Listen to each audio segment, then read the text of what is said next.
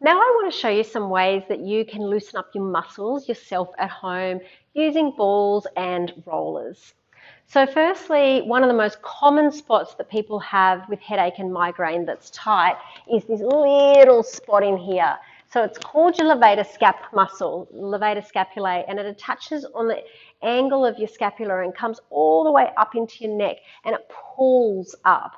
So often, you can reach over there and grab in with your fingers and try to push and poke on it, which a lot of people get a lot of relief from.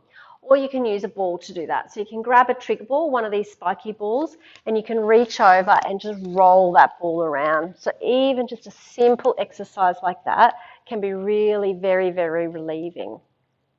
Obviously, by loosening that up, it's taking pressure off the neck because that muscle comes and inserts all the way up where your headache is stemming from. So that's a quick, easy one that you can do on the go. You can take this in your handbag at work. If you're feeling that it's really starting to get in somewhere, you can get in and get a lot more pressure through the ball than you would if you were just using the pads of your fingers. The second one, you can use either one or two balls, and you can get into that same spot, but you can lie on the balls. So if you pop down on the mat, grab your balls and pop them in underneath, and you'll know where the right spot is because it's the spot that hurts. So where you've got a trigger point, that tight spot in the muscle, you can lie on the balls and just take those arms up and down.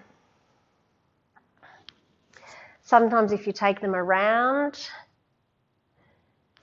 and sometimes if you go in the other direction. And so for me, this is where I'm getting the biggest stretch. So I can either just hold my arms there, or I can just sort of do little snow angels up and down.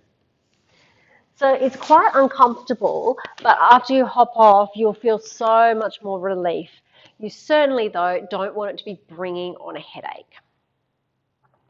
You can do that further down your back as well. So for your thoracic spine, you can either use two balls, so again, popping them nice and close together and lying over the top of them, or you can grab a roller.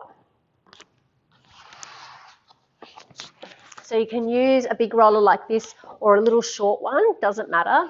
And what you're going to do with either the ball or the roller is lie down and find the spot that feels stiff.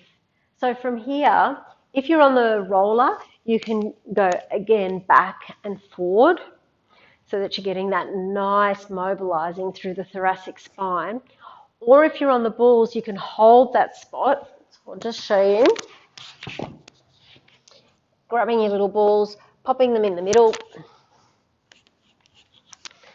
lying on them, rolling around until you find the spot that's really feels good, painful, and you can rest your head down, and then you can take those arms again up and down. You can try going around, and again you're looking for the spot that's really feeling like it's most effective. And again, you can hold those arms up overhead, or you can just swing them back and forward. And you might find that you've got a number of spots along your spine. So you might start at the top and work your way down the spine. You might find that you need to do 3 or 4 spots. You can do either or both. Not one is particularly better than the other. It's just personal preference. Now with the balls, you can go right up into the top, into the base of the skull. So balls this size or even smaller, if you lie down and pop them right up under the skull, and you sometimes need to just hold them there with your fingertips, and you can do your little nodding, your little chin tuck exercise, and you can also just go gently from side to side.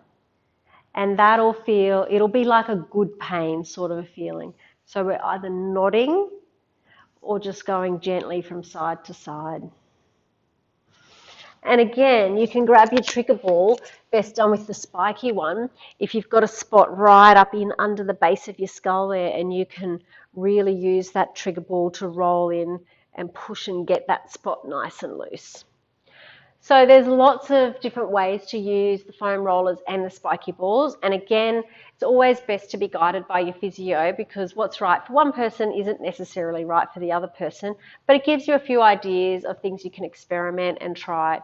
The general rule of thumb though is that you shouldn't have any pain after you finish the exercise. Obviously you are going to feel it whilst you're doing it, but once you stop, you should actually feel relief from the pain that you previously experienced, like your headache or your neck pain, and also from that tight feeling. So you should feel a little bit looser and more mobile and a little bit less pressure up into the head.